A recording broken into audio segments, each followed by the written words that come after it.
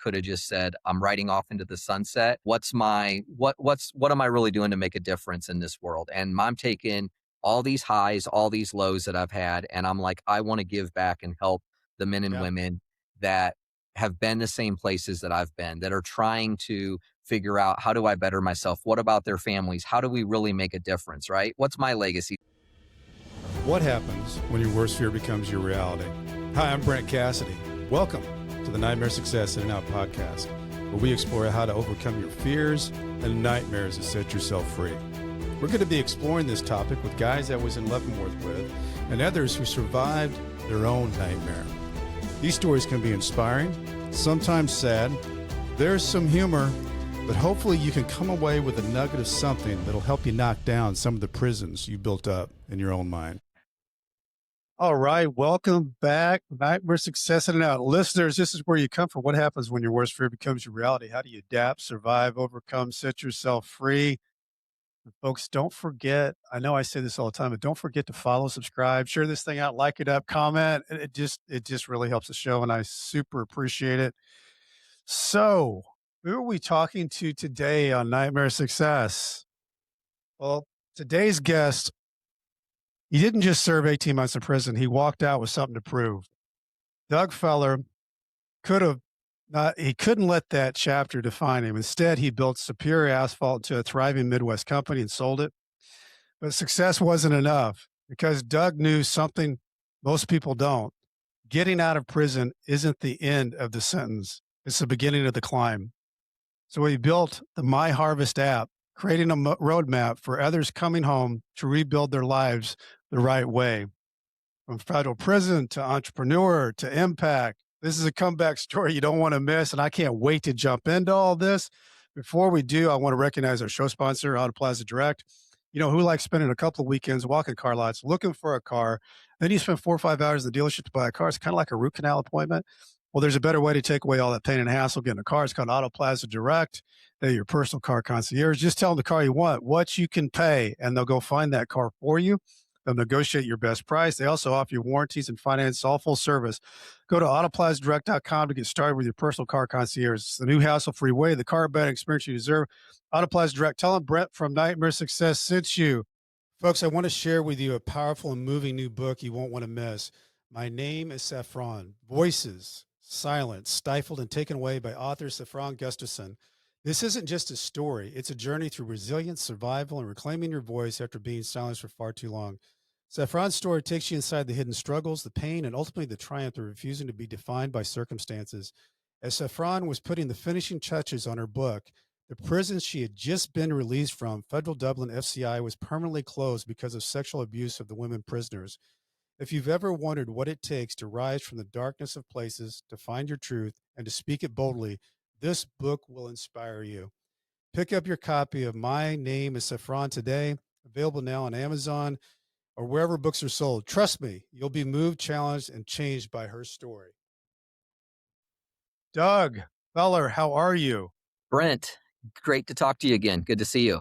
It's good to see you. I am just absolutely fascinated with your story because, you know, when someone goes through what we went through, you know, having a business and really being all in and growing something and then losing it all, you know, a lot of people think that going to prison is the end of the nightmare, or it's the beginning and the end of the nightmare. But what a lot of people don't understand, and what you are in the midst of showing people and helping people with, is getting out of prison is what a lot of people just don't plan for. They just think, it's great, I'm out. This is fantastic. I made it. And then the hurdles and the barriers begin. And this MyHarvest app happened because you actually found success after getting out of prison, which a lot of people don't. And I wanted to go in and talk about that. But before we do, Doug, just give us a little bit of background. Where are you from? I know you're in Springfield, Missouri now, which is my old hometown. Where'd you grow up? Well, mom, dad, siblings? Grew up Valparaiso, Indiana area, so Northwest Indiana, just outside Chicago. Grew up on a farm. You know, had 2 great parents, had an older brother, older sister. I was almost like an only child because they were 9 and 14 years older than me. Mm, Uh, and that's a so big difference. it's a big difference. It was. But, I didn't, nothing was handed to me. I mean, I was taught the hard work of living on the farm. It's not like I had a silver spoon or something in my mouth. And, but that was my upbringing. Good Christian values, and just hard work, and that was it. Right. And I created my first company. I started like cutting firewood and delivering it to around Chicago and Northwest Indiana area, and had kind of my own firewood business. I mean, as before I even had my driver's license, I had a kid that, would So you drive. had a hustle way back Yeah, then. I did. I always had a hustle. I mean, for sure. And that's how I bought my first car. My parents didn't give me money to pay for it. I did. So, I mean, we were middle class family, but nobody just handed me anything. But look, I started to create an empire from right when I was in high school. I didn't go to college. I got right into business, was literally working 100 hours a week. And that's no exaggeration. And, I had some great success. And, with all that success, I had a lot of fun, Yeah. and I mean, I thought I was living the life of everything So yeah, from. I want to talk about that because you would have been at that time, Doug, everybody else who would have been that age, not everybody else, Mhm. most people that age are in college. Yeah. And at that time you are creating a company and living as, not just as a college kid, but you're making money. What was that like for you? It was a lot of fun. In one way I felt like I was missing some stuff of college life Sure. friends of mine that had went to college and that, but in another way, I was having a lot of fun, and I had a lot of money. And when you have cash and money, you can do a lot of things, right? It was fun. Just that fast paced lifestyle. I don't need to go into it and start spelling Yeah. it out, but Yeah. um, but I lived a pretty fast-paced, high life style because, um, In your I 20s. yeah, and And and and look, I did a lot of partying. I did things that look back now and with kids and everything else, I'm like, gosh, I don't want my kids to ever do, the stuff that I did or you experience. wonder how you survived, right? And I did, yeah. I mean, I don't know how I'm here. I thought I probably should have died 5 times from all the stuff that I've done. So again, I'm not proud of that, but that's part of like my life. And so I know what that's like. I know what addictions or the hustle and the other things are like in your life. And I was, I don't know if you want to call them demons or not, but it was, look, there's all these things out there in the world that kind of take you away. And I'm not trying to go down some, Yeah. religious, spiritual thing with that comment initially. But, I mean, I knew the difference between right and wrong. It's not like I grew up that I had some broken household. And, that's a thing that I can't understand with a lot of other individuals. Like, man, you feel like if you don't have loving parents or you don't have, you know, you just grow up in other parts. I mean, I can't relate to that, but I can definitely relate to, you know, building myself up from nothing, having everything, losing everything, losing all Yeah. of it, no fault of but my own, right? Yeah. And having to start back over again. And you're right, when you talk about nightmare, the nightmare actually started when I was like, you think it's the nightmare when you're going through everything of fighting a federal sentence or any type of sentence that you're going through, or then while you're away, and you're sitting there without your family and kids, loved ones, or you're barely getting to see them. But man, when you get back out, like the deck, the cards, they're stacked up against you completely, and that's when honestly the real nightmare starts. And I didn't realize that until I had to experience Yeah, that. well, you don't because there's no way that Yeah. you end up in a place you never thought you were gonna be, and then you end up, starting on the starting blocks with something that you never thought you were gonna have to deal with, and there's no real, you know, unfortunately, but something like what the MyHarvest app and other things, there is no book that says, "Here's how it's gonna be." you're living it as it comes. When you had that money that you created, Doug, what was the company? What was it logistics? What were you Yeah, yeah, doing back then? I mean, I was into a lot of stuff, but my initial, I've been a serial entrepreneur my whole life. I can't even tell you how many companies, before I went to prison and honestly since I've gotten out, that I've started usually from scratch. So, I mean, I've been involved in just so many facets. For me to start going down every one, it would be three, I mean, we could do a show on each one. I mean, but Well, it was, I think there's something interesting though about people who are able to create businesses, and I think so many times over and over you read the books of the people who create. Um, there's something with the mindset that a lot of people don't do something that they fear because it's the unknown. With entrepreneurs, you have to jump into the unknown. You have to take the risk, and you almost build the airplane on the way down. That's a mindset thing that you can't necessarily teach someone, but I've found that over and over and over again, there's something where people are wired in a way that I don't know, unless somebody tells me that I can't do this, I'm gonna do this for as long as I can go, and maybe it'll become the biggest thing that could ever be. And it takes people like that to actually make change and impact.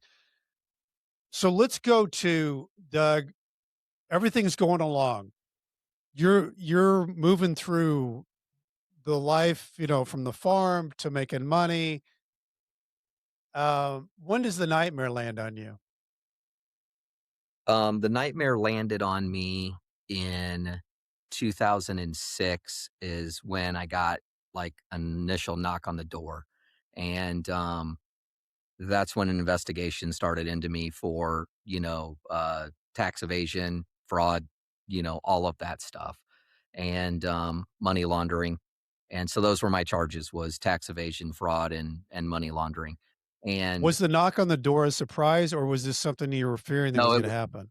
It was a surprise. Actually, I had quit everything, thought everything was done about a year before because, I had met my wife, said, "Man, I'm gonna I need to change my ways." When I was, more single and wild and crazy, I felt like, I could do whatever. Right. And, and I'd had a marriage before that too, but like I didn't care at that point in my life. I had finally now been like, man, I got to get my We're gonna crap. settle down. I Yeah. got to settle down. And, so I had quit and thought everything was like straight, narrow for like about a full year. And then all of a sudden, no, it's like that came back to haunt me after you think like, you had beat it all. And so the things I had done was from, 2002 to 2005, I had quit it for like a year. And then 2006, I get that knock on the door. And then, the wheels of justice turn slow. And, I've interviewed a lot of people, Doug, where it's funny how it times out because, yeah, I've interviewed so many different people that, like, they were dealing in drugs and yeah. they quit, and they went and got another job, and they, were getting on, to another life, and And then then you get the indicted. hammer landed on them. Yeah. So, for you, when you got the knock on the door, it's a surprise. What goes through your mind? Um, well, should I flee? Should I go to some other country? I mean, honestly, I mean, Yeah. I actually packed just a single bag and was gonna like, do I just flee and take off? I mean, that was one thought. I knew my wife was pregnant and, was like 6 months or so along. And so, no, I'm leaving my family. She had no idea. Nobody had any idea, to be honest. I mean, very few people had any idea around me. Obviously, there was some other, a couple other people that were involved in some stuff with me on part of it. And so, you know, they hadn't got a knock on the door, I don't believe yet. Maybe they had. I don't know the chain of events on that. But yeah, so I mean, flee was the first thing. Um, Thought real quick, I don't need to. Obviously called one of my attorneys that was Which regular. usually doesn't work, by the way. I've interviewed somebody No, that it's not yeah, released yet, but he was the guy that, founded, like, you see Coventry Direct and all those he yeah, back in the '80s, he created the whole settlement, insurance piece, and and he was huge, and he did leave, and he went to Panama, and it only lasted 6 months. Yeah. Interpol and everybody else caught up with him, and he was taking his kids to, some kind of practice or dance practice or something, and they got him, and it was worse than it would have ever been. Yeah. Yeah. So, I But mean, I but it did, does cross your there's a lot of things that cross your mind and when you're honestly, dealing with something. Yeah, that was the first thing that crossed my mind, and I did pack, I mean, a small bag. Like, I yeah, mean, it was like, take nothing, leave you know what I mean? Just yeah. go. I didn't do it. I didn't take any step to go forward, but I mean, that was an initial thought. And, but then you start that whole long process. And, I didn't know if I was going to get maybe a slap on the wrist. I knew I could have got, 8 years. I'm a first time. I have nothing on my record, no other Right. previous thing. Um, and, look, the wheels of justice turned slow. And it was like 4 years later before I actually like got indicted. And so, Wow. So you you know, you went through 4 years of just The Walking Dead. Yeah. oh man, it was that was horrible. You know what I mean? That Okay, was so you said something earlier that now had you just gotten married or you were gonna get married? No, I had just gotten married. I'd gotten married in '05, Okay. and so I was planning on like, man, I got to stop this stuff. I was thinking that in '04, but Yeah. then I married in '05, and that's when I like then did quit. You So know, your wife is all in this with you. well, she is, but she isn't because we always had filed taxes separately, or I shouldn't say Okay. always. We had just gotten married, but like, she had no involvement, not involved in any of my LLCs, none of the Yeah. different, businesses or endeavors. When I started to get investigated, all of that was very clear. Even my Yeah. ex-wife, she had no involvement. They came and questioned her and did everything. I don't even know the extent of that, to be honest. Yeah. But I know that, like they started to do all of their research and they found out, look, yeah, his ex-wife doesn't know. She's taken out of this. My current wife had no idea the things I had done was before we were even married. And so she had no idea. But look, they still want my assets, right? You know what I mean? They Right. It does change her life. Right. changed that. Yeah. Look, all your friends started to like scatter because people don't want to do business with you, even though I had Right. done so much legitimate business. It's not like I had, and I'm not trying to knock something here, try to act like I'm better, but it wasn't a Ponzi scheme. It wasn't like there was, all this, it's not like everything I did was fake. I mean, I had Right. tons There were of real legitimate, things great, going on, real helping business people that with I'd made things, a right. lot of real money. It's just Yeah. like this was a part of one thing. And so, but everybody, no matter if you have legitimate business and had done everything or not, scatters. You know what I mean? Sure. Like, I mean, yeah, there's a few people that stick around or, People too.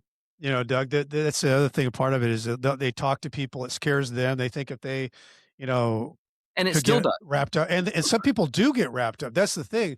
It's not really just to be scared, you can get wrapped up in a federal there's so much power and so much fear that goes on, and they have so much of the weight of authority to be able to do whatever. It scares people to paralysis, and I get that, I understand that, but it still makes you feel like you're on an island. Yeah, and I mean, and it still does today. That's the other part of that nightmare, right? Is Yeah, that it still does today.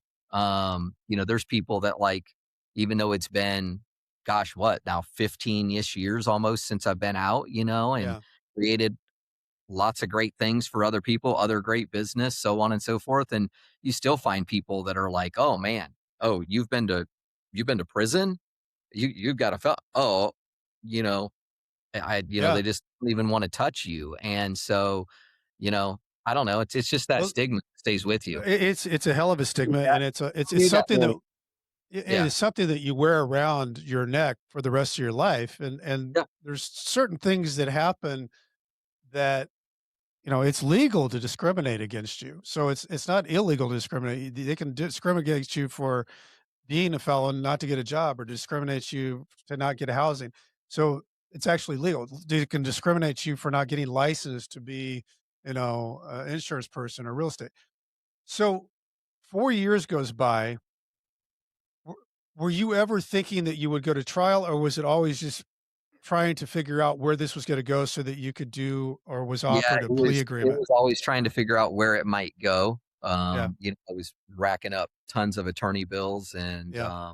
you know, that cost me a fortune, but I was honestly, I was trying to like live my life in the middle of that. So I still had lots of other businesses. I won't get into all of those, but I mean, hair salon, shoe store, energy drink, towing company.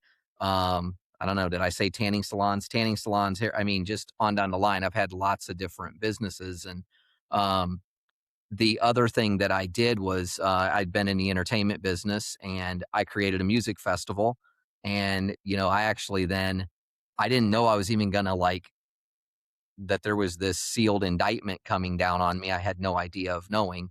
And so I'm thinking, man, I'm going to create this music festival and it's going to be in June. It's on Father's Day weekend of 2011. It's called Show Me Music Fest in Springfield, Missouri. A huge thing. There ended up being 30,000 people each day Oh my there. gosh. Tim McGraw as a headliner. I had, you start naming all the acts there. It was a mixture of, um, I had Train, I had One Republic, I had Little Big Town, I had, Big and Rich with Gretchen Wilson, I had Yeah. REO Speedwagon, I had Sawyer Brown. So a mixture of like old country, new country, Yeah. even mixed with like some, more, Right there in the Queen City of the green. Ozarks. Yeah, yeah. And, there was camping, there's all this stuff. It was a first year festival, but it was a huge deal. So I was putting this whole event on and, I planned it from the start and I planned it like 8 to 9 months before, that it actually happened. It's not like I planned this 2, 3 years. I was like, man, I'm going to put on a big music festival here in Springfield. Had no idea I'm going to go away. And so Right. this was probably August that I thought about doing this. Well, I got indicted in like, I think maybe November-ish or something, if I'm not mistaken. And everybody's like, I'm trying to figure out, gosh, do I still do this? Do I don't? Who's going to come in and help me with this? Yeah. Can I push back some of my sentencing or what's going to go on? And Yeah. so, no, I got sentenced in like, because I then pleaded guilty. I didn't fight it. I got sentenced in February and I went away. I had to self-surrender March 1st to Leavenworth. And the festival was happening in June and it still went on the whole thing. So I'm sitting in federal prison in Leavenworth and I got this huge music festival with 30,000 people, getting ready to take place in Springfield, Missouri. And I'm not even anywhere around. So And how did it go off? Like I who had, ran it? I had a couple other people that came in Okay. to with it. That's a And crazy story, Doug. it was a whole crazy time. And there's parts of it, it's awesome that it still happened. The bad thing is, the people, like there was kind of a plan around it. I was like, hey, I need you guys to come visit me in Leavenworth at least every other weekend. So, we could, talk and figure out because I knew everything about everything. Well, nobody wanted to, right? So nobody came. Actually, all those people would not take my phone call, never came to visit me, even though they said they were going to. And the festival was in one way a success. In another way, it wasn't. If you know anything about music festivals, the first year, they usually don't make money. They Yeah. usually don't go as big as what that one is. They don't start making money until second, third year. It's just like any other business, right? Mhm. And so it was successful, but yet it was not successful financially. I think there was a loss of about $400,000 on it. We had like a $4 million bill of to put it on that first year. Right, right. And so there was a loss of money on it. And, everybody was, you know, not happy with each other and trying to blame somebody like, oh, it's your fault because you're the, well, everybody knew I was going away. So it wasn't my fault. Nobody would come see me there. So, I blame everybody else I put in place to kind of make it happen for me Yeah. because they thought they knew everything and could go do it. And I'm the master plan with it. And I'm the guy that had actually, Right. made everything happen to that point. But yet nobody wanted to come see me because they were scared of it, And so, and it's not, yeah. So that's another. That is crazy. But the show went off, had The lots show of went off. people. It It's was just that huge you happen success to as be at far as number of Leavenworth. people. Yeah. Yeah, it was a number of people that attended, and all of that was a huge success. So it's not like it's like, oh, this festival didn't now happen, and people are out money or something else or anything else with it. But yeah, that's I'm sitting here reading articles and finding out about stuff and Yeah. hearing it even on the radio. Because I had done Yeah, all because it would these. have been a big deal for Missouri. Oh, it was a Yeah. big deal. I had done over a $500,000 media trade with like Cumulus Radio, and I Yeah. had huge sponsors. Toyota, I got a free car out of it from Toyota. Tim McGraw gave away another truck on stage for Toyota. Yeah. The general insurance was a big sponsor. I mean, you go on and on. We had tons of sponsorships and huge things. That is Um, wild. so all that And happened you while were I was and you were playing. sitting there in Leavenworth. I'm Well, sitting in I wanna Leavenworth, I events wanna going on. talk about, how you what you were thinking, how you were doing, everything, your mindset going into Leavenworth. Before you do, I wanna take a break. A lot of people don't know how they show up online. Many individuals think that there's no hope when it comes to managing your reputation on Google. Whether you're building a reputation from scratch or you're repairing search results after a negative news story, Discoverability is a company that can help you. Discoverability can also help you how you're portrayed on popular AI services like ChatGPT. To learn more, visit discoverability.co. It's not .com, it's .co. Listeners of Nightmare Success can take $100 off with coupon code Nightmare Success. The Nightmare Success podcast is sponsored by the White Collar Support Group, the world's first support group devoted to people navigating the white collar criminal justice system. I'm a member of the White Collar Support Group, and I can tell you this is a bunch of people who help each other through the criminal justice journey for free. Whether you're just starting your journey or you've made it through to the other side, this is great space for you. You can join us on Zoom Monday, 7 p.m. Eastern Time. For more information, go to prisonist.org. It's prisonist.org. Okay, Doug, all this craziness happens. You've tried to keep yourself busy before you go in, Yeah. and then you've got to voluntarily surrender, which is always such a strange thing to just show up. You and I voluntarily surrendered to the same prison. So, what was going through your mind standing at that gate that day? I honestly don't even remember what was going through. I really don't. Remember I was early in the morning when I had to self surrender, and that morning my wife was still asleep in the bed at our house, and I'm like, kissed her goodbye and told my dogs goodbye. Um, Kids were too young to know anything. Obviously, I didn't go wake them up or anything. They were very, very young. Um, and yeah, you're just going. I'm going to. I mean, what else is there to do? I mean, I have there's no way to really prepare for it. I didn't No. know a ton of people. My attorney tried to tell me, you know, hey, this is what this is going to be like, blah, blah, blah. But, um, yeah, I had no idea. I didn't know when I'd talk to them next or when I'd see them or any of that. So, I mean, everything everybody else knows. It's just, I What didn't was it know. like for you to going in? What was the entry in Uh, like? I feel like I have a lot of street cred in my life in a way, already because of, um, just, people I know, circles I've ran in, stuff, the lifestyle that I led in one way. I had a lot of friends that I don't know. There was a lot of partying, a lot of stuff in my life, right? There was a lot Yeah. of private jets. There's a lot of all those things as well. This is pre going in, but at the same time, I mean, I was, I felt like I didn't have like major street cred, but I mean, I feel like I didn't feel uncomfortable, is what I'm trying Yeah, to say. you weren't you No, didn't feel out of wasn't place, wasn't which scared. Wasn't Yeah. I didn't know who I was going to meet, but immediately I started to meet look, everybody, right? Doctors, lawyers, other yeah, business people. There was guys that, lots of obviously, drug related, crimes, a lot of drug dealers stuff in there. But I knew those people, And so yeah. uh I didn't I didn't feel out of place. I didn't feel like, you know what I mean? Like anything Well, crazy. it's odd, to because let's see, were you There was sentenced to nothing 24 normal about months? There was You nothing were normal about it, No, but it there's was nothing normal about it. yeah, yeah, But you but were you were walking into some place you're gonna spend 24 months as a sentence. yeah, And yeah. and the weird thing I think to kind of become grounded with is that I'm not gonna be here for like a week or a month. I'm gonna be here for a while. And you just kinda have to figure out, you know, Yeah, okay. the hardest part for me with prison was wife and kids. Mhm. That they neither one came to see me a lot. They did come, and then, look, my wife wanted to get a divorce at that time. Before that, I was like, I offered her everything to want to let her get a divorce, because I'm like, I'm sorry, you don't deserve this. You deserve better than this. I'll support you. I'll do whatever. No, no, she wanted to stick with me, stick with all those 4 years, actually, then wanted to have another kid, not knowing if I'm going in. I didn't lie to her about anything, that there's this unknown. We're going through the motions of life, but you're not trying to like let it worry yourself. And, yeah, I could have got maybe 8 years. Don't know. You know what I mean? That would have been Yeah. max. But I also could get a slap on the wrist. I'm paying back restitution and fines and, or not fines at the time, but it wasn't even restitution, but I'm trying to pay stuff off and you know what I mean? I'm going through that.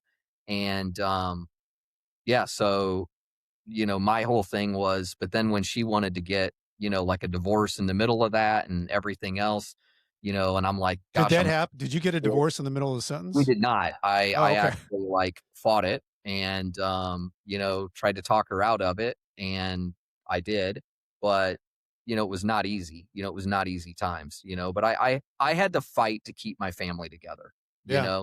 and I had to fight inside prison, but then I also had to fight again once I got out. Yeah. Just because, it's look, I had everything and then when I got out, I had nothing.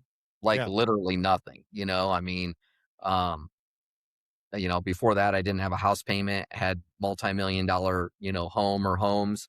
When I get out, I got a house payment and this, you know, I did have a house to go to, but had a payment, didn't know what I was going to do. I'm working at a place making like $10 an hour selling like flooring and mattresses, because that's what I had to do.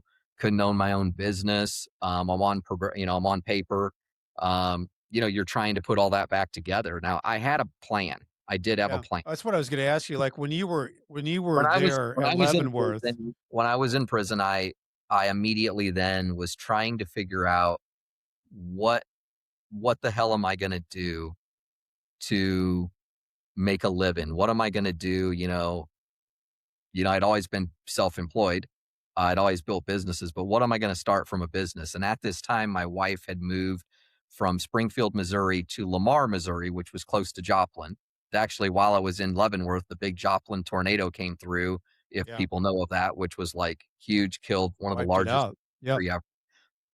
and they were very close to all of that. They weren't in it, but obviously they were very, very, within 15 miles of 20 miles of where it came through. But they moved over there. And the reason they moved there was to get closer to my wife's family and all of that because they were, she wanted some support. Sure. Um, and so I knew I was going to come back out, hopefully, after I was trying to keep my life together with my wife and kids, that I was going to get released or go back to Lamar, Missouri. Well, I'm thinking, what is there to do in this small town? There's like 5 to 7,000 people that live in the town. I was trying to figure out what I was going to do. And I was, construction is something I had always been into. I've done a lot of real estate development and construction. So I knew that world. And so I put together this business plan of that I was going to start my own asphalt repair business while I was in Leavenworth. And so I would email my mom from the computer room and talk to her on the phone. And I'd ask her, like, will you look this up?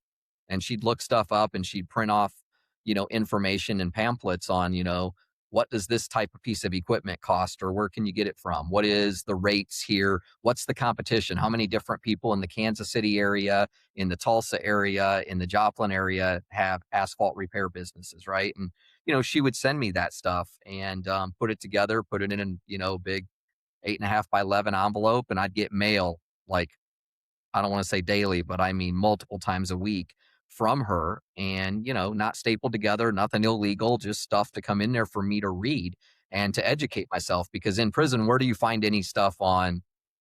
There's not like there's like all these books No. to go read on, Can't like, Google. and you can't Google it. Couldn't do that from the asphalt business. So that was my way of having her Google what I wanted to know, Yeah. print off stuff, mail it to me. It'd go through the mail room. It'd all be looked at, scanned, whatever. And then I'd get it and I would read it. And so I put together a plan to start an asphalt repair business is what I did. And because I Well, thought it's from I, there. Yeah. Go yeah. ahead.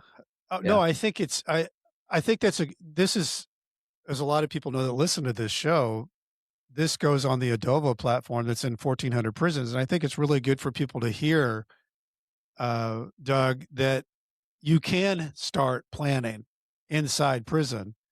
Yeah. You don't just have to work out. You don't have to just, read And I books. did You all can those. actually I plan. did those too, right? I did Yeah. that. Also used my other time to try to figure out what I was going to do when I got out. And I looked at multiple business. Honestly, I don't even remember what all I looked at, but I know that pretty quickly I really honed in on, I think, the asphalt repair business from Lamar, Missouri. I thought, man, I can get to Tulsa in an hour and a half. I can Hmm. get to Joplin in 20, 30 minutes. I can get down to Bentonville, Arkansas in an hour and a half, which is Walmart's headquarters. I can get to Kansas City in about an hour. So I was looking at like this little Yeah. triangle of where I could go and who I can service because I didn't want to do residential in a small area like that. First of all, I You don't want to like do commercial. I Yeah. wanted more B2B. I didn't want B2C. I wanted business to business relationship. And so, I did some like residential driveways and things like that, but I really wanted to focus on, how can I build a business around doing apartment complexes and strip centers or working with other property management companies? How can I do hotels? What about things like McDonald's and, fast food and other restaurants, Hmm. right? They need their parking lots striped. They need the asphalt, seal coated to make sure they prolong the life. So that was the business plan that I started to put together. What do they charge? What are the margins in this business? What's it cost me to get into that business? I knew nothing about it. I had never done it, period. Never done it. So Um, you walk out I walk of out. Leavenworth, Yep. and you've got a plan. You kind of know now, you know the margins, you know the costs, you know what the equipment might be to Yep. purchase. So what's your first move, Doug? Well, I got it. I had to get a job because, right out, I'm living at the halfway house. I'm Yeah. there for a couple months. My dad gave me this old beater pickup truck from the farm. Okay. I didn't have a car. So I was fortunate that he gave me a car, but it was not like some great car. It was not new. It was not great. It was just like, It was I getting didn't, you someplace, right? yeah. And so I got a job in working again, making, I don't remember the exact amount, but back then, this would have been 2012. It was like, probably around $10 an hour ish. And I'm working for a flooring store that sells flooring and sells mattresses in Lamar. And Okay. why I had to get a job over there was I wanted to see my wife and kids almost every day. So on lunch break, they could come meet me or I could have lunch with them, right? But then in the evenings, I had to drive back.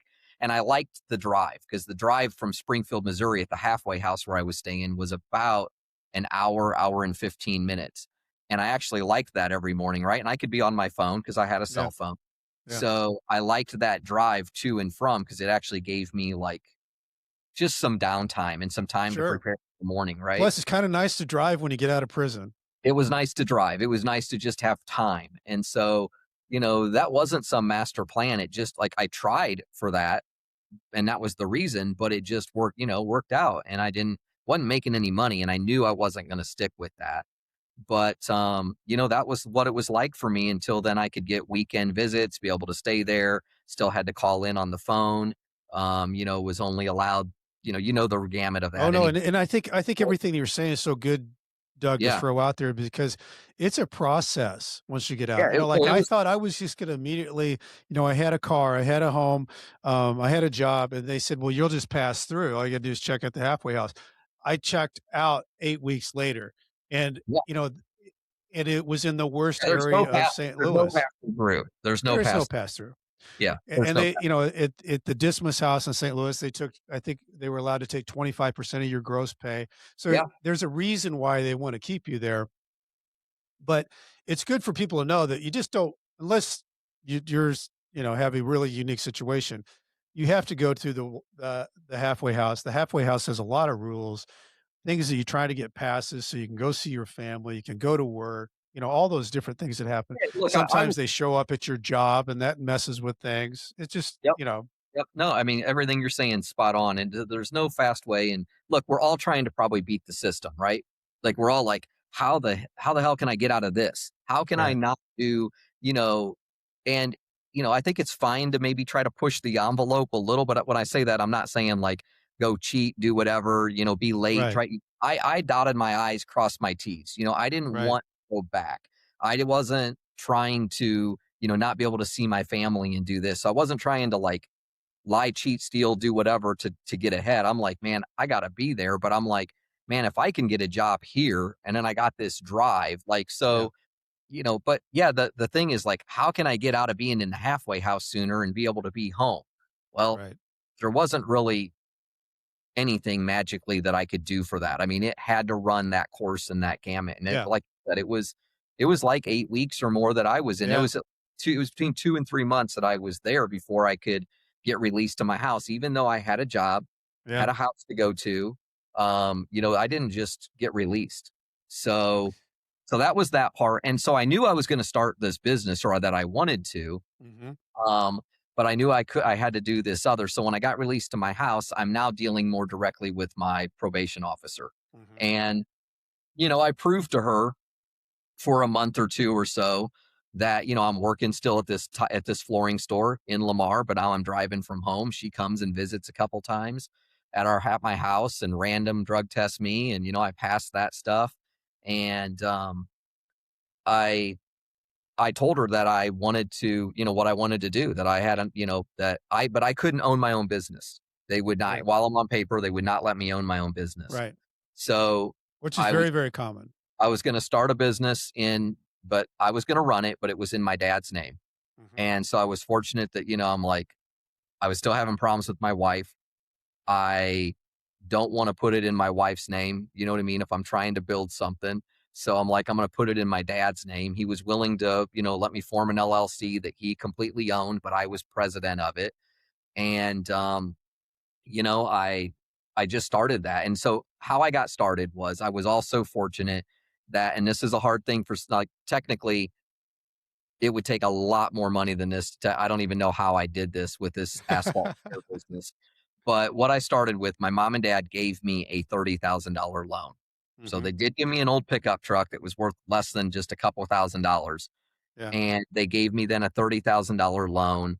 And so what I did with that is I bought a used asphalt truck up in Michigan for 25 grand. They drove from Indiana on the farm to Michigan to go get it. My parents now are in their like later Bless their hearts. They drove up there. My mom then drove from Michigan all the way to Missouri, following my dad, her in the car, him in, this truck. The other 5 grand, I bought a line striping machine for about Yeah. $2,500, a Graco line striping. And then I spent the other 2,500 on some miscellaneous items, including like, a thing to do crack sealing to be able to put tar Yeah. down to then seal, cracks that are in the asphalt. And, that's what I started with. And again, I had no employees, knew nothing. There was a lady with only one apartment complex in Lamar. And I, my wife was cutting hair and she went and cut this lady's hair. And, I talked to her. I was like, it was one of the places I tried to hit because I saw that they needed their asphalt done. So I talked to her. I really didn't know her, but she asked me for a bid, gave her a bid. That was the first parking lot I got, was Wow. this smaller apartment complex in Yeah. Lamar. And, from there, I just started to get, I put an ad out. There was right down the road. There was some guys that did asphalt repair for other people, like more gypsies traveling around doing it. Mhm. I hired these 3 guys. They actually taught me how to do it. So they did that first job. I Like, love I it. get paid, they get paid, Yeah. and it just started to go from there. And, you know, again, I've always been a hustler. I've always known people. I know how to start a business. Um, I'm a visionary, so I have some of those things there's a lot of things I'm not, but those are a couple things that I Yeah. am. And so the next step, the biggest thing that happened was a guy that was the former COO of Walmart. His name was Don Sauterquist. I knew him before I went in. Um, I got to know him with my shopping cart sanitizing system patent that I had worked on that I told you about earlier in the show. And so, Don knew my whole story. And he knew, that I was going away to prison. So after I was out about 6 to 8 months, and I was a few months into having this asphalt business, I called him and he said, "Hey, come meet me down at Mimi's Cafe." Mhm. And that was his favorite spot in Rogers, Arkansas to go have breakfast. And I'd met him there many times before. And so I went and met him and he helped me get into Walmart. And I started doing, in a couple states, and it started to kind of go out. And I was doing Yeah. small jobs. These weren't big jobs. This was like, hey, we got a 12 by 12 that's like caving in and we need the asphalt repaired here, or Hmm. but it started to lead to bigger jobs. Right. And so, I was fortunate that I knew him and that he knew me and the real person, but I also had to prove myself, right? I Well, mean, and the other thing too is, yeah, you can know somebody, but you got to have the guts to call somebody. And you got to yeah, be I able had to to have the guts perform. to call him. I also look, I said, and you started to say this earlier, I said to myself before I went in, while I was in, and I say it to myself every day that I'm out, I really do, that I know that I have this target on my back. I know that I have to spend every day of the rest of my life to prove that I'm not the person that did these other things, right? Hmm. I'm not trying to act like I'm high and mighty. I'm not trying to act like I'm haven't made other mistakes that so on and so forth. But I know that I have to prove every day that I'm not that person that did these other things because you do have that. It carries with you for the rest of Right. your life. Right. So, people have to realize that too. It's never going to go away. And so you got to have very honest conversations with people. And there was a couple other businessmen that I didn't know before that I met. One big one in Lamar, Missouri, that owned a couple McDonald's, a handful of them, had some storage units, had and now owns hotels and other stuff too. He was a pretty prominent guy in that small town, and I didn't know him before I went in. But again, I went and had breakfast with him at Denny's, and that was one of the first things I said. And, he believed in me and gave me a shot to do his McDonald's and a couple other things. And, I mean, it takes things like Yeah. that you You got stick to your put neck. yourself in a position to be Yeah. able to have the opportunity.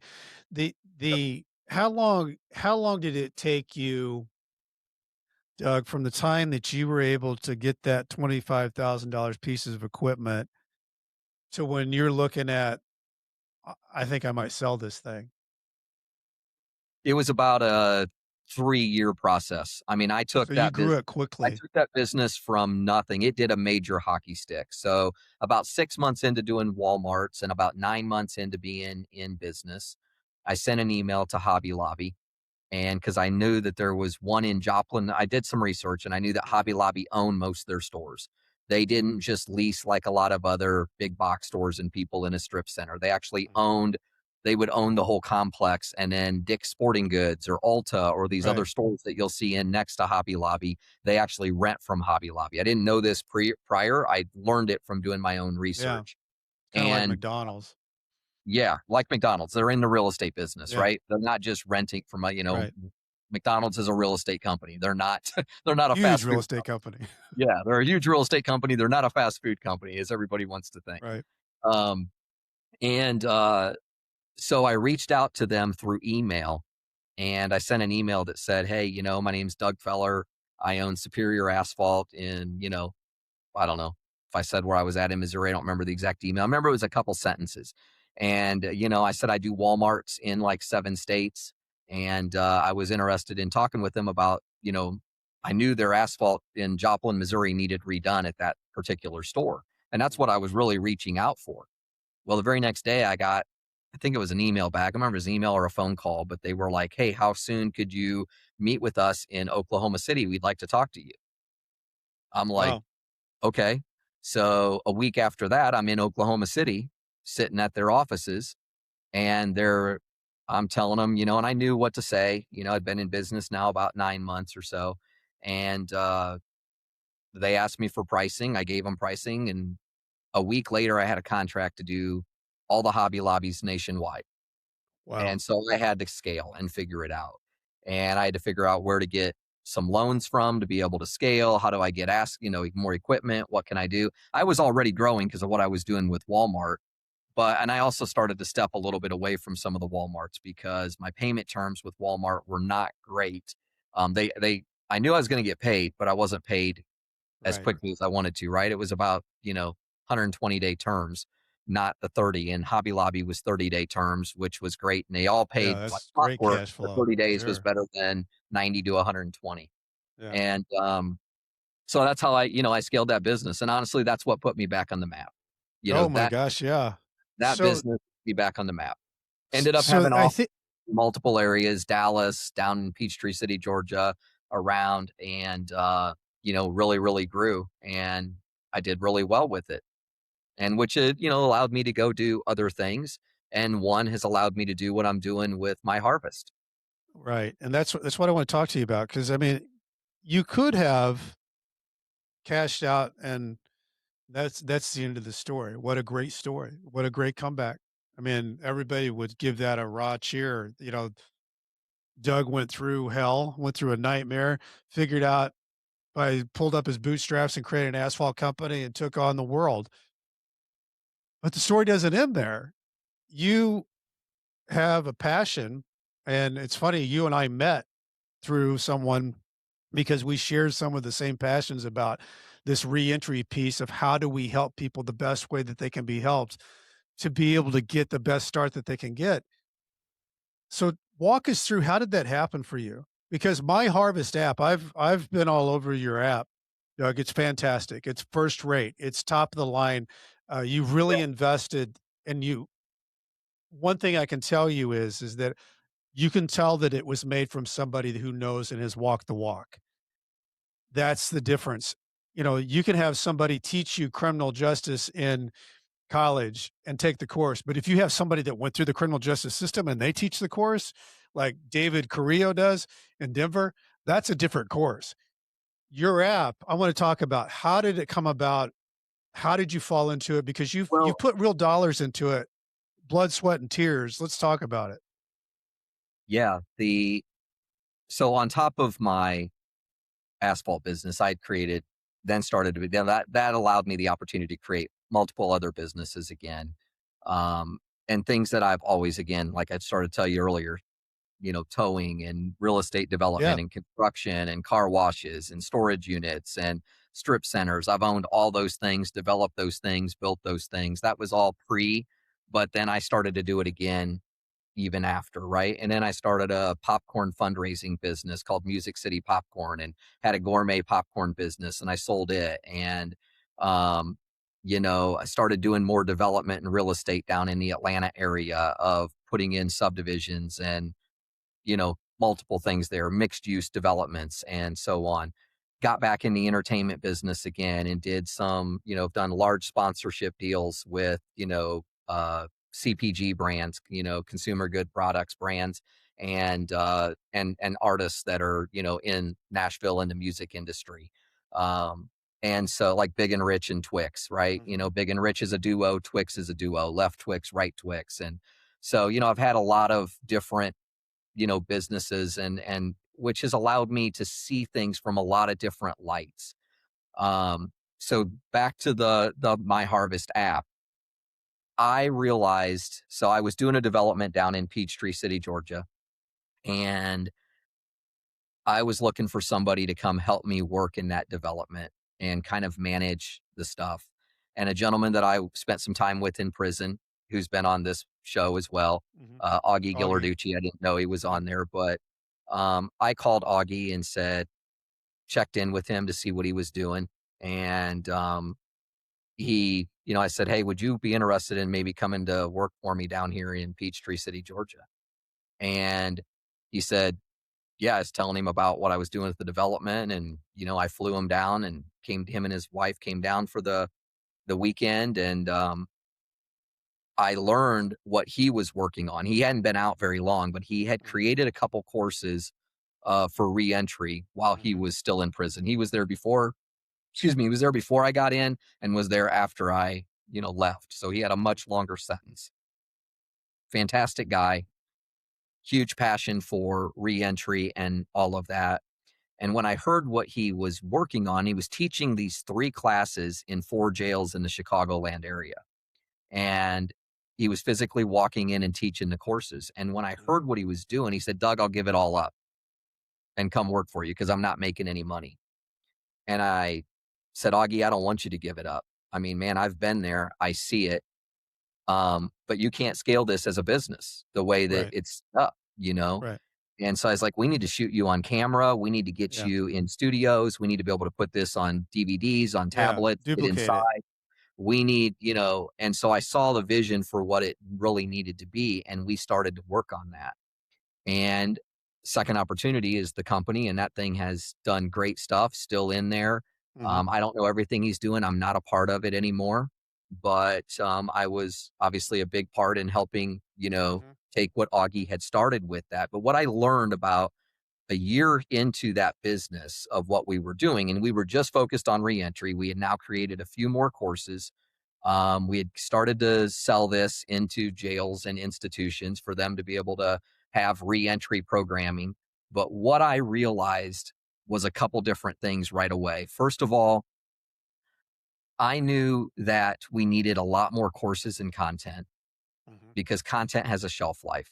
Right. I knew we needed a lot of different voices and individuals to tell their stories, right? Not just Augie's story, which is a great story, not just my story, not just your story, Hmm. but I wanted lots of stories from lots of different people that don't look like us, have walked a different path, have come from a different upbringing. I wanted true people to share their stories that have kind of done what I've done and what Augie's done and what you've done, but I wanted them to teach these courses on financial literacy and, just all different life skills, right? I mean, I have over on the MyHarvest platform over 1,000 different lessons now. So we have 5 over at Second Op. I have over 1,000. Hmm. 1,000. So there's like, I have brought in 65 different plus thought leaders that have been lived experience, right? Not a preacher, a teacher, somebody trying to tell you something, but lived experience individuals to tell you, you know, about finance, and they're experts in their field as well. So dealing with trauma, we got doctors, Hmm. we got stuff on health and wellness and fitness, and we got stuff on, you know, opening bank accounts, and you know what I mean, just on down the line. I mean, everything, how to talk to that gap in your resume, and I um, like all that. I mean, all the you've got a stuff. good you've got Doug a good blend of absolute checklist things that have to be figured out. How to open the 100%. And bank they're account, how to done. get a social security, how to do some of these things that have to be done right when you but then it's Yep. got the blending part of it that, the health and wellness and all the different pieces that, if you want to continue to grow and grow your life the way that you'd like to and the right way, you can get into all that and the content's there. Yeah. And so, that was the first thing that I knew I needed, right? I wanted a bunch of different voices. So I wanted lots of different individuals and always be shooting new content because it has a Mhm. shelf life. Um, I also knew that it was bigger than just individuals that were incarcerated. What about veterans trying to readapt? What about people that have had substance abuse problems? What about, people with trauma? What about juveniles and dealing with them? What about individuals that are on SNAP and, trying to Mhm. put their life back together, right? None of Which a these, lot of that stuff's interconnected. The and they are. dots kinda That's connect the along other the part. line. It's the Yeah. other part. First of all, it's very interconnected. You find a lot of overlap.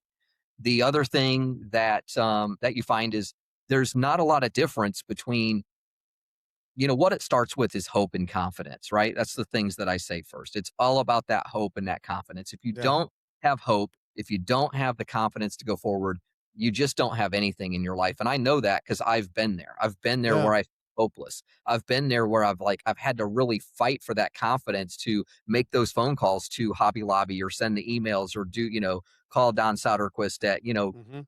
I'm like, man, does this guy even want to talk to me? What's he Yeah. gonna say? What about, Yeah. am I afraid? Am I ashamed? Am I not going to do this? Man, I know nothing about this business. How am I going to be successful? I don't only know nothing about it. I don't have any money. And, yes, okay, I have parents that'll ended up being willing to give me $30,000, which is a lot. I'm not trying to Yeah. make it, I'm not, but like I needed millions of dollars worth of equipment, millions, and no bank's going to give me a loan. So it's like, No. where do you start, Yeah. And so, but man, I had the hope and the confidence, and I had to persevere and push through to do it. And there's a lot. I mean, I could, there's a lot of this that I could break down into smaller little pieces, but that was where it started. And the other thing that I knew that the platform that we needed to do, talking reentry is great, right? And Mhm. having these courses while you're inside a facility is great. It's positive things you can do with your time, and your mind, but it's Mhm. also like it's just the start. Because again, like Right. you said, the real nightmare starts on the outside. So I Right. wanted to create something that not only would be there on the inside, but really was there on the outside, and not Mhm. just the individuals on the outside to be going through it, but their friends and family and the other people could take these Right. same could really benefit from everything the MyHarvest app has. So what we have on the platform is we have the courses that we're talking about, right? And these are quick little lessons. They're not long. They're not hours and hours of stuff. They're little 10-minute bites. And Hmm. when you take them, you get quick wins. They're designed with that. I actually called the Ramsey group because I know Yeah. people in there and helped them. I hired a couple former Ramsey people to help me develop my content and the content Hmm. strategy. And so our all of our courses, there's a very real structure to them, and they're very short. They're like 10 minutes long each one, but they're designed with quick wins. So that's kind of a main foundation of it. Well, and you and I talked about this on the phone. I Yeah. love the way that you've set this up. The 10-minute thing and with a little quick quiz at the just to make sure Yep. that you pay attention. Yep. But the quick wins is what you're talking about on hope and confidence. You got to give somebody a little bit of confidence with a win so that they start feeling like, okay, I Yeah. can step into this. I don't know any of this, but I'm winning a little bit, so I've got more confidence to step again. And it's that And whatever I that intangible is. think that from the outside when you get back out because life moves fast, right? And like, Yeah, so, look, you can be on your little lunch break or you can just be doing whatever, and you don't have to yeah, watch a whole hour of something. You can watch 10 minutes and get a quick win and get a confidence booster out of it and actually learn something. And you can get a certificate of completion, which you can give to your probation officer, parole off, you know what I mean, on down right. the line. It can help you with getting jobs, all of this.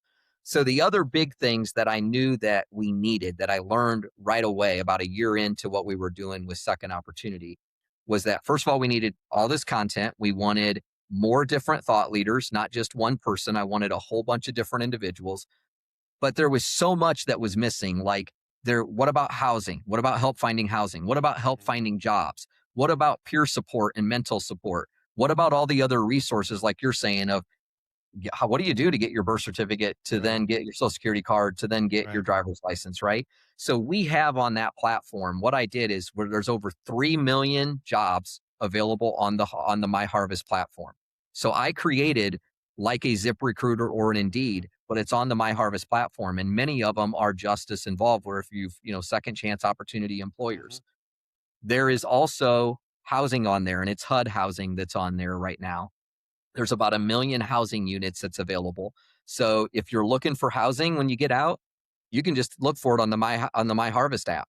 If mhm, you're looking for a job when you're out, you can look for it on the MyHarvest app. If you're looking for a course to help you to kind of figure out what do you do with talking to this gap in your resume or about opening up a checking account or just fitness, wellness, whatever, you can take quick little 10-minute courses. Those things also you can give those certificate of completions to, like I said, a probation officer, a parole officer, whatever, right? Like a job interview to show that's one of the things that I've been told. And I'll get to that in a second, but remind me to come back to what okay. I've been told about what business large corporations are loving about the Harvest platform.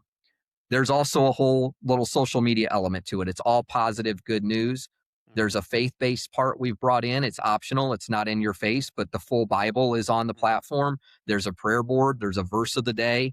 These are that changes every day. These are things just to try to keep you aligned, right? And if you don't want the Bible thing, look, you might just want the courses. You might just be looking for housing or looking for a job. There's all, you don't have to, but it's all there for you to use at any time when you need one thing. I wanted the Harvest platform to be all these different resources are out there and available somewhere. You can go over here to get help finding a job, help finding mhm. housing, but there's not one place, one platform that has all of it Well, together. And I wanted to bring all that together. and Doug, that is the big thing. That's the big idea. There's over 80 some odd people that are justice involved. 80 million people. 80 Yeah. million people. It's almost a third of the United States.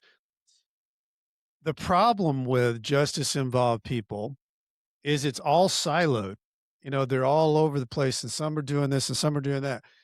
What I like and what I see what your vision is to put an umbrella across the United States, put everybody in a one-stop shop, get Yeah. everything you need and be a social community and be everything that Yeah. because Richard Bronson put together, he was from Oakland Stratmont with the Wolf of Wall Street stuff. And he was working on a deal called was 70 million jobs. And the three things that people need.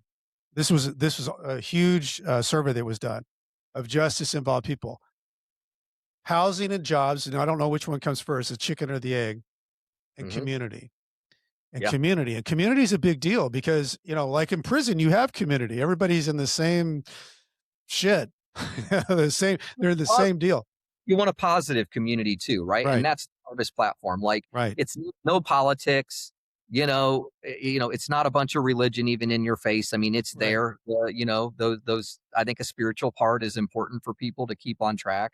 So I'm not trying to take away from I it, but th- I don't want to scare well, people off by it, right? It's not like no. there's so much And more Doug, I think the other thing that could be really big about this is that as this grows, this job posting thing, if people are taking the courses and they're getting their certificates, then like CMC was Sean Stegman who connected us.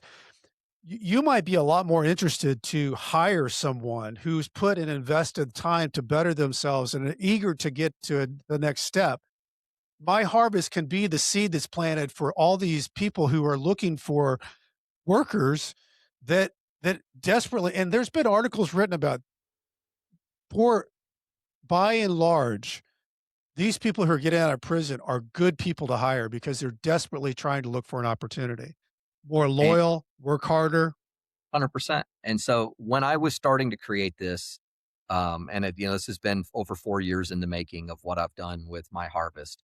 And you're right. I've put my money where my mouth is. I've put millions of dollars behind this to fund this. There's nobody else involved. It's just me. There's not a bunch of other grants or other money. I actually took money that I've earned and worked hard for, and I could have just said, I'm writing off into the sunset. Yeah. But I'm like, what am I really doing to make a difference in this world? And I'm taking all these highs, all these lows that I've had, and I'm like, I want to give back and help the men and Yeah. women that have been the same places that I've been, that are trying to figure out, how do I better myself? What about their families? How do we really make a difference, right? What's my legacy? Do I want to give my kids just millions of dollars? No, I really don't. I started it with nothing. Do I want them to have that someday, hopefully? Yeah, Yeah. it's capitalism. I want everybody to, figure out how they can do better, but I I want them to earn it. I don't want to just give them like some, golden tickets. It doesn't mean I'm not going to help them. Doesn't mean I will. I am, but I also don't want them to just have so much that they do nothing with it. I want Right. them to Right. really learn and earn how it is. Right. And so I decided that this is what I wanted to do. This has become a passion project for me. And back to your point about hiring people. So when I was starting this a few years ago, I reached out to a gentleman named Paul Shore. He is the chief people officer for Bass Pro Shops. So Bass Mhm. Pro Shops, Cabela's, Johnny Morris, the founder of Yep. Bass Pro, he is his main guy. And, that guy's, I mean, they got everything, right? They have a bunch of boat They manufacturing have companies. everything. Yeah. So if people don't know, they're huge. They're a great organization. But I reached out to Paul and he took a meeting with me. I didn't know him. It's not like I was like best friends before or something with him. And I told him what all I was working on with Harvest.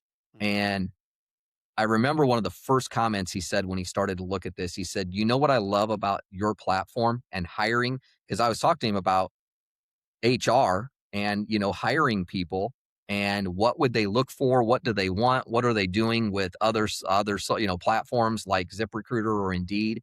And he told me, "Doug, what I love about this platform of Harvest is that the individuals that are on this platform are taking an initiative to better themselves in life. They're learning Absolutely. these life skills. They're learning these other things." And he said, "Look, like that means something to an employer. So when you take and print off a certificate of completion from Harvest, and you've downloaded the MyHarvest app, taken some courses about Mhm. job place etiquette, about how do you act, talk, what do you do, when you're getting interviewed, how Mhm. do you talk to, again, that gap in your resume, learning about financial literacy and about having a bank account, or you know what I mean, just all these things. Look, employers want employees that are healthy with their own financial situation, that are living Right. a good life and doing stuff, right? It makes a better employee. It makes somebody that's going to stick with them longer. They want to invest in that. And so when you prove to them that you're taking that initiative to better yourself, and one way you can do that is by taking the courses, and that you don't have to take like all 1,000 of them, and we're going to keep adding courses, take some that apply to you that you can learn something, get a quick win, and it's actually going to help you, and it's going to help you get a better job. It's going to help you move up quicker when you're trying to when you want a promotion. It's going to make your life better with your friends and your family and the other stuff you're doing, you know? And again, it's not like you got to go like, I'm signing up for college and this is like a 5-year commitment or I'm going 2 years, whatever, to get a thing. Right. Like, I'm not telling you not to do any of those things, if that's what you want to do and the path you want to go down. But these are great little things for quick wins that you can get. And Well, so, that's, I think, a very important point that, and look, huge. this guy's, for people to say that and realize that initially is fantastic. Well, and here's the thing, Doug. Here's the thing about that, because both you and I have grown companies, and yes, everybody wants good, loyal employees. The thing is, with people that have been through and have a felony record, is they say, well, I'd like to take a chance on someone, but I don't know if I'm getting the right person or not. Well, you don't know if you're getting the right person or not if you're hiring anybody. But no, this gives a pathway for someone to see, wait a minute, this personally- person's dedicated. This personally, person's dedicated. They're I trying to would rather improve. hire somebody that's been where I've been, honestly, for multiple Right. reasons. I mean, but I'm all about like hiring, obviously it depends on the job that you're trying It to, depends. what you're Just like hiring. as anything else. It's like me taking a chance on Augie, I mean, look, he had Exactly. big, huge financial crime, huge, was away for 15 years in his sentence. Yeah, I knew him. I met him there, but I could have been like, I don't want nothing to do with this guy. Right. No, I mean, I'm like, I look for the good in people, right? Exactly. And so it's too easy to find the bad in anybody. So I look for the good in him. I saw the opportunity and I'm like, I want, I want to give this guy, another chance. And, and I'm glad I did. He's a great guy. He's done a lot of great things. He's given back a lot to help. And so that's proof in the pudding of continuing to, you know what I mean? Yeah, pay it forward. Individuals. Yeah. Pay it forward. So, Doug, I mean, for anybody to go check out MyHarvest app, it's very easy. I just downloaded it from the Apple Store. It's Apple or Google Play. It's download. It's free. It's just super easy. Yeah. You super easy. Harvest.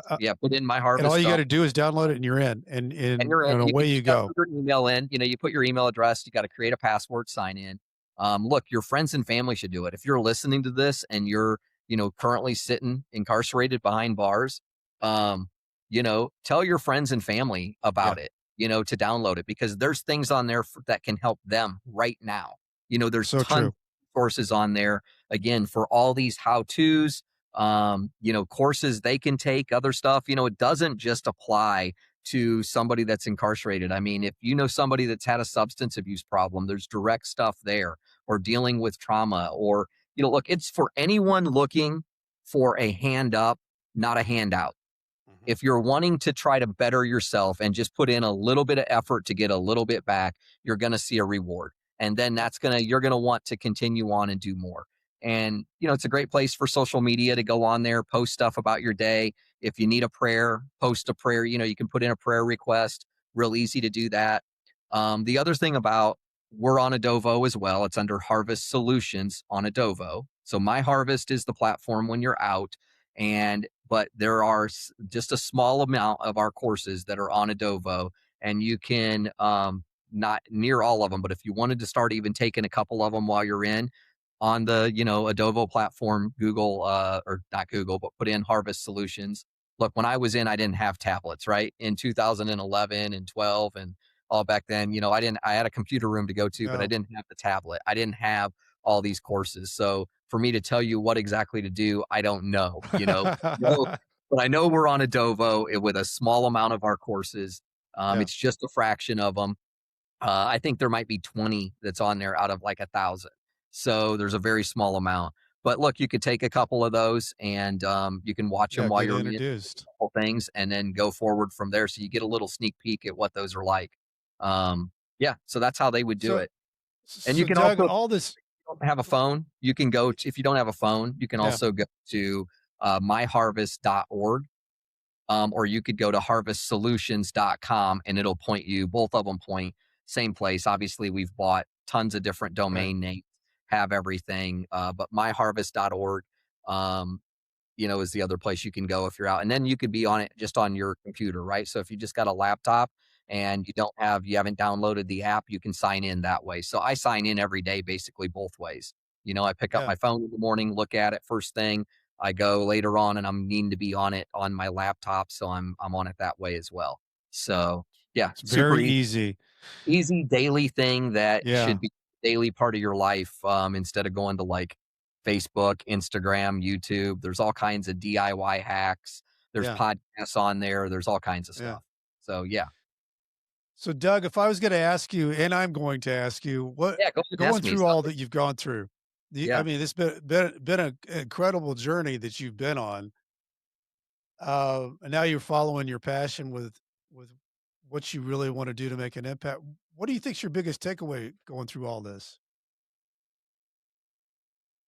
Um, well, the first thing that's coming to my mind is that there's light at the end of the tunnel. And, look, I got to remind myself that every day, even with what I'm still doing with my harvest, right? I mean, it's been 4 years of creating this thing, and I've put millions of dollars into it. And I've had a great team of people that I've hired, and, we got full studios to shoot stuff in and that. But there's a lot of times it's easy for even me. Look, some people might look at me and be like, man, this guy's got everything. Yeah. This guy's got it all put together. I don't. I don't. Every day there's a struggle. Every day there's another obstacle and perseverance, man. Like, so there's light at the end of the tunnel. I truly always believe that.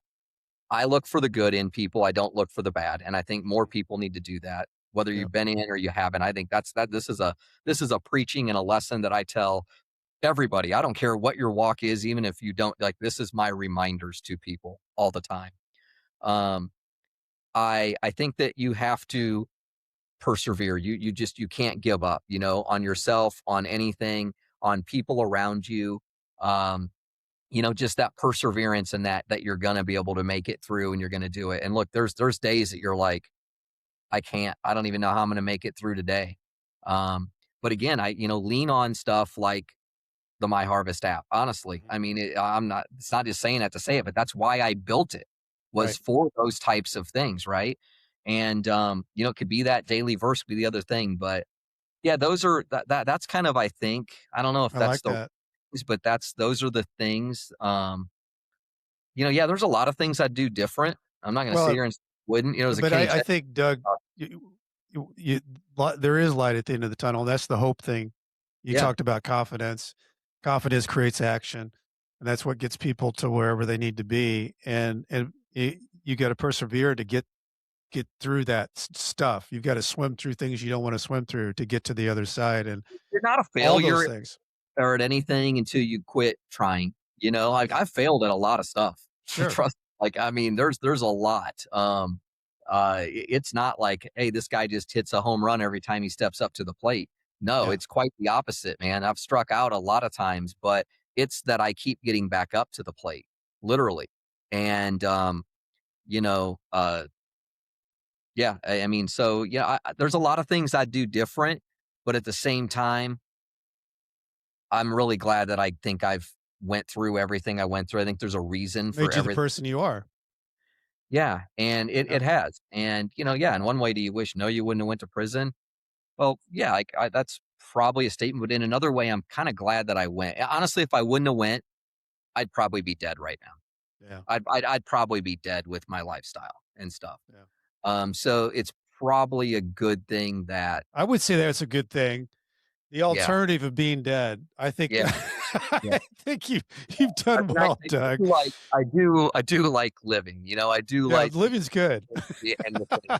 And, um, and look, Living's good. the I other thing I wanna say is Yeah, that, um, you know, uh, I there's a lot of things that I could help and mentor people with business and starting a business and success, and that's kinda some of the next phases of what I wanna put into, my harvest is those things, and we're gonna also be doing, call-ins, kinda like that people could call in, I like and that. you have to wait till you're out, but, I wanna take that 10 minutes, that 15 minutes to take a phone call from someone, Yeah, in our studios and be able to yeah, give them advice on, "Hey, I'm thinking of starting this business. Hey, I'm right. going through this," whether it's something with a relationship, anything else. Man, I've been there through all of those things. I mean, Mhm. you can't hardly throw a zinger at me of something that I haven't seen, been through, have some part on. My life has definitely been a bunch of this, but I mean, I've had some real, real highs, but man, I've had a lot of lows. And, I think I said this to you before. I don't know this isn't a competition, but I don't know what's harder, having everything Mhm. and losing it all and literally trying to start over from that to, if you're somebody that's maybe never had anything ever in your life and you're trying to figure it out. And it doesn't make one better than the other. I Mhm. really wonder which is harder. And I don't know that neither one's easy. Okay. No. Um, but man, it's been really hard to have the things that I've had from even friendships and other stuff and having this super high. I mean, this is where you get a lot of people that have been famous, I think, that really fall off or even commit suicide. I know some of them. I have personal friends that have been uber famous that are no longer with us. Mhm. Unfortunately, because of that, and it's a hard thing to have that high level of like success, fame, whatever it is, right? And I haven't had fame. I'm glad I haven't, I'm thankful. But, to have that big success and then not have anything is Yeah. really hard. And so, I feel like I have a lot to share and I want to help others that are in that part. I mean, that's truly my give back is how can I help you, whoever's looking at this, watching Mhm. this, do anything? Um, you know, what are some guidance, some terms that I can provide? So I want to do more of that. I love it. I love it. I love my harvest. It's something that I feel like I was working on the idea of fair chance solutions. This is all the things that I was thinking about, and you've actually spent 4 years on it and encapsulated it. I love it. Um, Talking about gratitude, I want to thank Homestead Financial, who helps and lets me use these fancy lights and cameras here. If you've got home mortgage needs, Greg Afdiev is your guy at Homestead. Hey, if you're going out, you're looking for a book, don't forget about my book, Nightmare Success, Loyalty, Betrayal, Life Behind Bars, Adapting, Finally uh, Breaking Free. If you got time, leave me a review on Apple. Those are great. Love reading those. If you want to know what I'm doing, go to brentcassidy.com. I spell it wrong. I spell it with a TY, not a DY. And as I used to say to my people as I was writing my emails back and forth from Leavenworth, stay strong. I'll do the same. Doug, man, I just hope you just keep on going. Love everything you're doing. Thanks for taking the time to share your story and just, I mean, love it. My harvest. Thanks for having me on. It's a pleasure to meet you and spend time with you. And I love what you're doing. I think what you're doing, again, look, share this, tell other people to watch and listen to your podcast, your show, what you're doing. Not just my story again, but all the other stories of everybody that you're bringing. It's phenomenal. You have a heart and a give back, and it's important for us to continue to carry that forward. So, Brent, thank you for what you're doing, and thanks for having me on. It's a pleasure. I appreciate that, Doug. Really Yeah. do. Doug Feller, Nightmare Success, in and out.